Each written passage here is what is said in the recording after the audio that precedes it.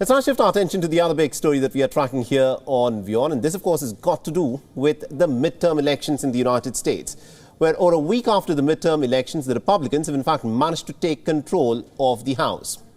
Right after Mike Garcia won California's 27th congressional district, it gave the GOP one more seat in the House, and projections say that the Republicans are now in control of the House with about 218 seats.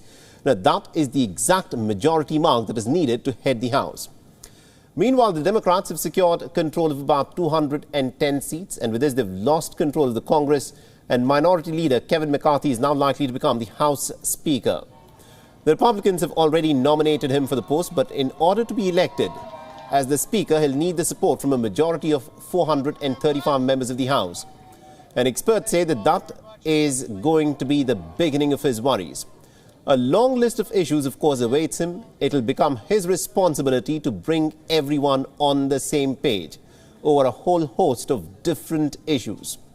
Issues like the American economy, the issue which is very divisive in American politics, that of abortion, of immigration and gun control. These are some of the issues that the American people have been grappling with.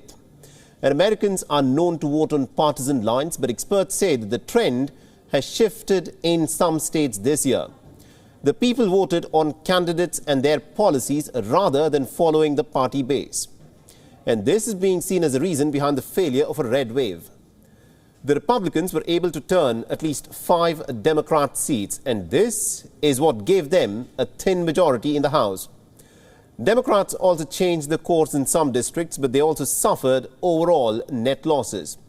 And this is less than ideal election performance. The split could, of course, lead to many policy deadlocks now that the Republicans control the lower chamber. And it will allow them to halt President Joe Biden's legislative agenda. But you see, the bills need to pass in both the House and also in the Senate. And the Democrats still control the upper chamber. Moreover, the bill also needs an approval by the president to turn it into a law. So with this outcome, Washington is, of course, heading towards a bit of a gridlock. Joe Biden has congratulated the Republicans for their victory, but he's already urged for cooperation between the two parties, something that looks unlikely on most issues at this moment. And also, our correspondent Susan Tehrani has been tracking this story pretty closely for us and has sent us this report. Listen in. Republicans won a majority of seats in the House of Representatives with a victory in California, bolstering their ability to steer the agenda in Washington after 2 years of Democrat control in both chambers and in the White House. The Republicans' narrow control of the House will usher a new era of divided government in Washington and will likely shatter any hope and optimism of major legislations being passed, stoking division not only within the GOP, but also putting U.S. President Joe Biden on the defense, despite the fact that the U.S. president and some within the Republican Party had hoped that in the next 2 years, both sides can come together and perhaps reach legislation and agreement on some issues.